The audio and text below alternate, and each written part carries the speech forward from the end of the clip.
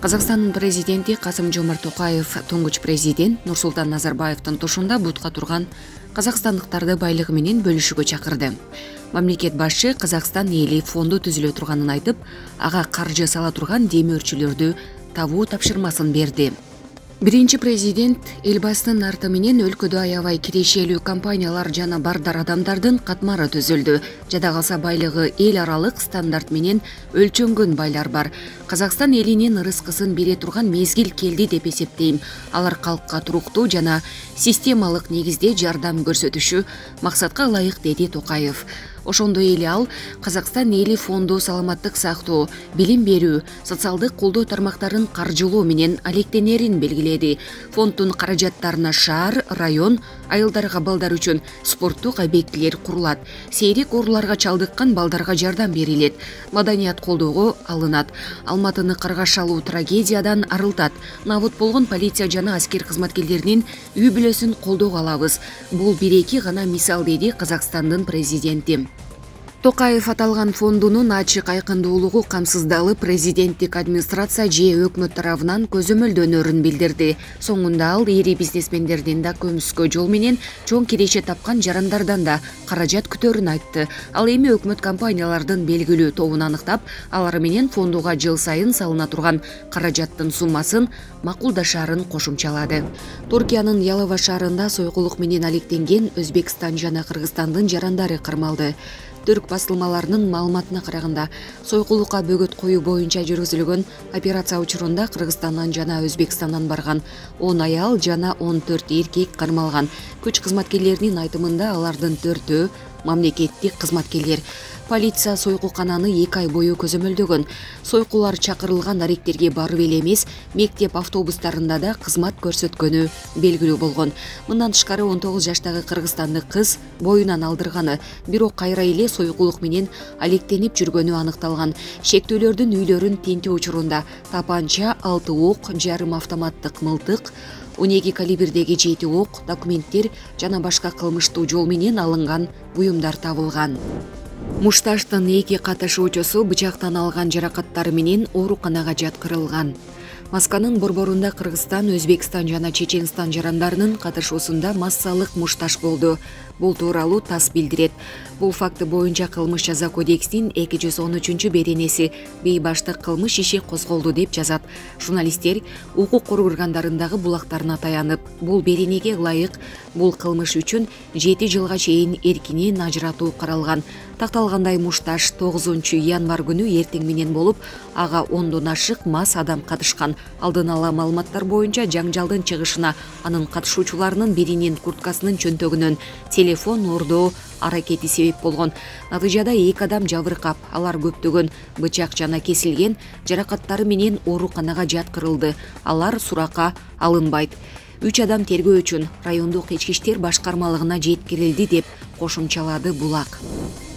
Айгүл Базиева: Садыр Жапаров өлкөбүзгө чоң бурулуш жасайт. Мурдагы бийлик менен азыркы төбөлдөрдүн айырмасын байкай алдыңбы? Эмне өзгөрүүлөр көзгө урунууда? Мурдагы менен азыркы бийликтин айырмасы чоң. Анткени өзүңүзгө маалым болгондой, баш мыйзамга чоң өзгөрүүлөр кирген. Аны менен катар эле жакында парламенттик шайлоо болду. Мурдагы шайлоолорго салыштырмалуу көп нерсеге көңүл бурбаганда ачык айкын өттү. Жакшы жышаан. Ошону менен катар эле оппозициялык жана күчтүү кесипкөй талапкерлер өтпөй калды.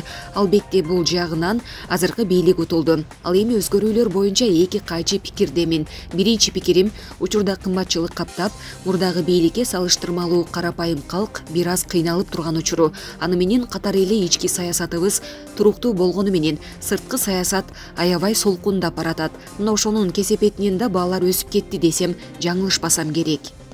Албетте бул боюнча президентибиз Садыр Жапаров деле жакшы иштеп, колдон келген аракетин кылууда. Эл бийликтен дагы деле үмүт этип, өлкөгө чоң бурулуштарды жасайт деген ишенимде турушат.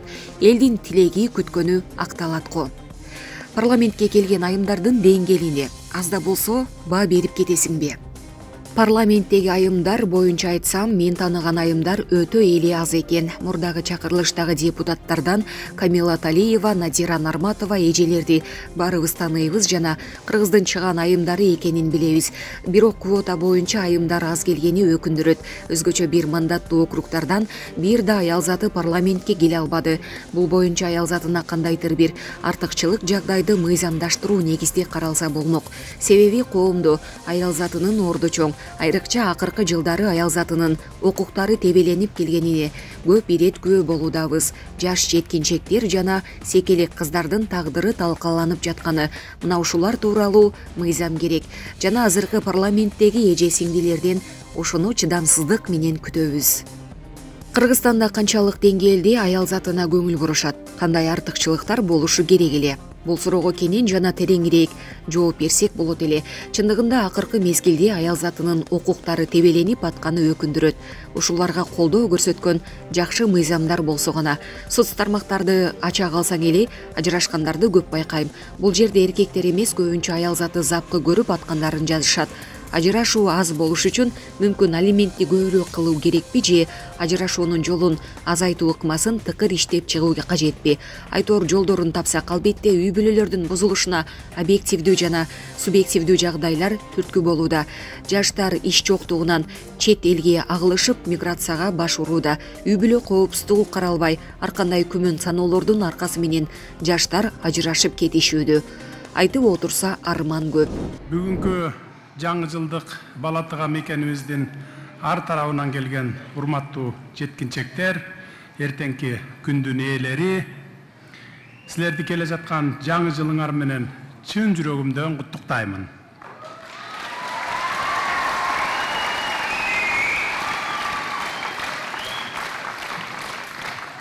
Жаңыра турган 2022 жаңы жылыбызда баарыңарга чың ден соолук, окууларыңарга ийгиликти каалаймын. Жаңы жылда бардык ой максат, тилектериңер ишке ашсын.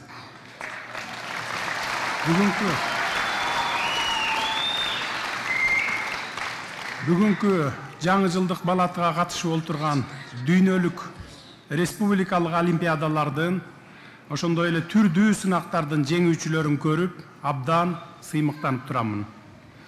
Бул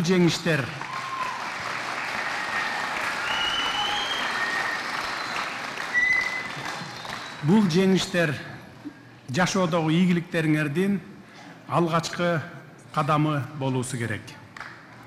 Мамлекет жылдан жылга Кыргызстандын келечек муундарынын терең билим, татыктуу тарбия алышына бардык шарттарды түзүүгө күч аракетибизди жумшап жатабыз. Ага жараша билим алууга умтулган, келечектен көп үмүттөндүргөн жаштардын саны көбөйүүдө.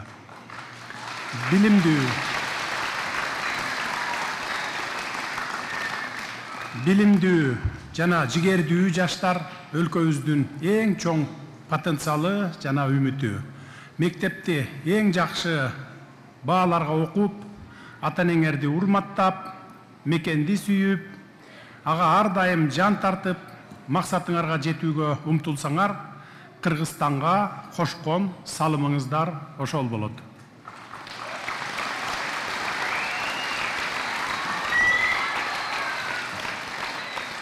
Эже агайыңардын, ата-энеңердин, менин балам, менин кызым эл керегине жараган, өлкөсүн өргө карай сүйрөгөн уул кыздардан болсо экен деген аруу тилектерин аткарууга чакырам силерди.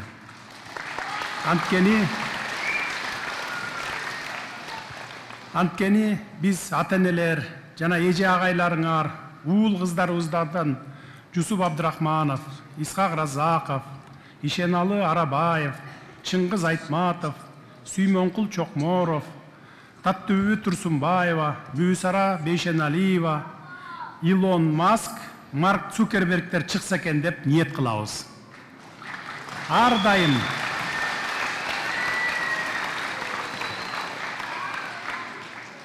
дайым бири-бириңиздерге мээримдүү, кайрымдуу болушуңарды каалаймын. Жардамга кол суна билген, башкаларга өтө аяр мамиле кылган, улууга урмат, кичүүгө изаат көрсөтө алган адам гана көп ийгиликтерге жете алат. Жакындарыңарды, билим тарбия берген мектебиңерди, туулуп өскөн жерлериңерди кадырлап, баалай билгиле. Мындай мүнөз күтүүгө жетишсеңер, Манас бабабыз сыяктуу мекенин жанындай сүйгөн, керемет кыргыз жерин көздүн карагындей сактаган, ата журтубузду ар дайым коргогон чыныгы атуул болуп чыгасыздар. Келе жаткан жаңы жылыңар менен дагы бир жолу куттуктайм.